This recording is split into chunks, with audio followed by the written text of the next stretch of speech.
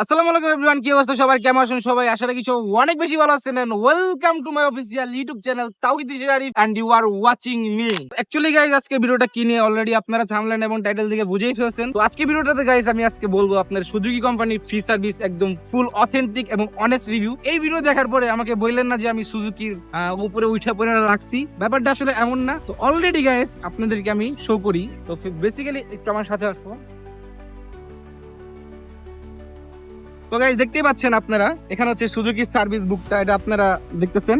First free service, second free service, third free service, প্রথম paid service. আমি এই 4টা সার্ভিস গ্রহণ করছি। তো এই 4টা সার্ভিস আমি 3টা শোরুম থেকে আমি নিছি। শোরুমের নামটা বললাম না অলরেডি। এই ব্যাপারটা দেখার পরে আপনারা বুঝতে পারতেছেন আমার অনেক বেশি এক্সপিরিয়েন্স হয়ে গেছে, মানে সুজুকি কোম্পানি কি সার্ভিস দেয় এটা আপনারা অলরেডি অনেকেই জানেন। এবং আজকে আমি আপনাদেরকে আরো ডিটেলসে বলতেছি। আরেকটা বিষয় লক্ষ্য করো, এই 4টা ফ্রি সার্ভিস নিছি। এখন আমি বলি, যখন আমি 4 নাম্বার ফ্রি সার্ভিসটা নিতে গেছি, আমার যে ডেট ছিল ওই ডেটের আমি জাস্ট 2 বা 3 দিন হবে এই তারপরে গেছি। তো বলতেছে ভাইয়া আপনার সার্ভিসটা দেওয়া যাবে না। থার্ড এবার 2 তে হয়তো আমার 1 দিন বা 2 দিন দেরি করে হয়েছে, বলছে প্যারা নাই ভাই নিয়ে নেন। বাট ঘটনা হয়েছে গাইস, আমাকে বলতেছে ভাইয়া আপনি তো 4 নাম্বার ফ্রি সার্ভিস নিতে পারবেন না, আপনার ডেট ওভার হয়ে গেছে, দেওয়া যাবে না। আমি বললাম কেন ভাইয়া দেওয়া যাবে না কেন? তো মানলাম দেওয়া যাবে না। তাহলে এখন বলতেছে কি ভাই আপনি চতুর্থ ফ্রি সার্ভিস না, আমি বলতেছি তুমি দ্বিতীয় পেইড সার্ভিস নাও, তো চতুর্থ ফ্রি সার্ভিসটা আমি ঠিক করে দিব। কেন ভাই, আমি তোমার শোরুম থেকে সার্ভিস করাই নাই, তুমি কেন ঠিক করবা? র্যাঙ্ক কস্ট লিমিটেড দেখাইতেছো যে তুমি আমার দ্বিতীয় ফ্রি সার্ভিস করে দিছো, বাট তুমি আমার ফ্রি সার্ভিস দিতে পারবো না, এটা কেমন কথা ভাইয়া? যাই হোক সেটা বাদ দেই।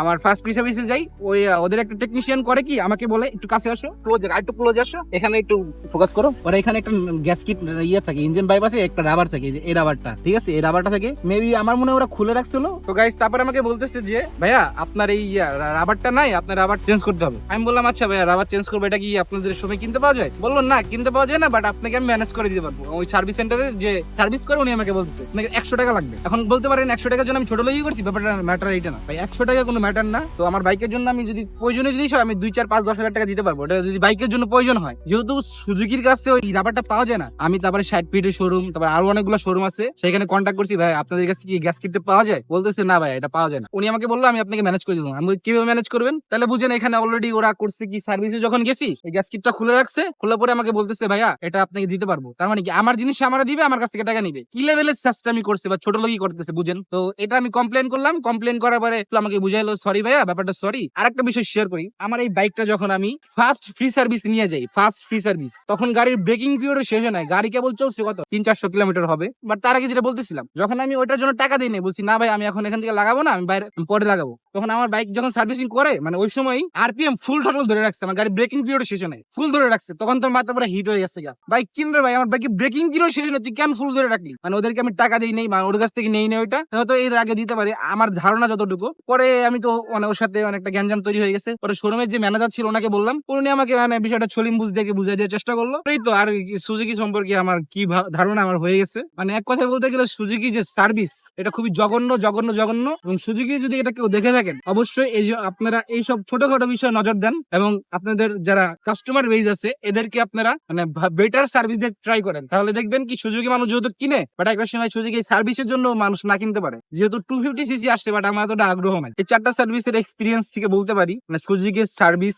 জঘন্য। এবং আমার অনেক ফ্রেন্ড আছে এবং অনেক ভাই ব্রাদার আছে, অনেক কোম্পানি বাইক চালায়, তার ভিতরে আপনারা অলরেডি জানেন, আমি নামটা না বলি, তো ওইটার সার্ভিস অনেক বেটার। তো আজকের ভিডিওটা অ্যাকচুয়ালি যেটা নিয়ে আপনারা দেখতে পাচ্ছেন যে সুজুকি সার্ভিস, তো আমার সাথে যে এক্সপিরিয়েন্সটা ঘটছে, এই ছোট একটা জিনিস নিয়ে ছোট লোকই করছে ওরা, এটা আমার ভালো লাগে নাই। তো আপনাদেরকে দেখাই দিচ্ছি অলরেডি, তারপর আবার একটু দেখাই দিই। এই যে এখানে একটা নাট থাকে, একটা গ্যাস কিটের মতো একটা রাবার থাকে, এই জিনিসটা, তো এটা নিয়ে ওরা আমার সাথে অনেক ছোট লোকই করছে। তো এটার জন্য ভালো লাগে নাই। তারপর আরো অনেক বিহেভিয়ার ছিল ওদের, মানে এটা আমার কাছে ভালো লাগে না অ্যাকচুয়ালি বলতে গেলে। জিক্সার ভালো লাগে, এই জন্য আমি জিক্সারটা নিয়েছি। তাছাড়া জিক্সার সুজুকির বাইক নেওয়ার ইচ্ছা ছিল না আর কি, কথা এটাই। বাট সুজুকি বেটার, সুজুকি ভালো।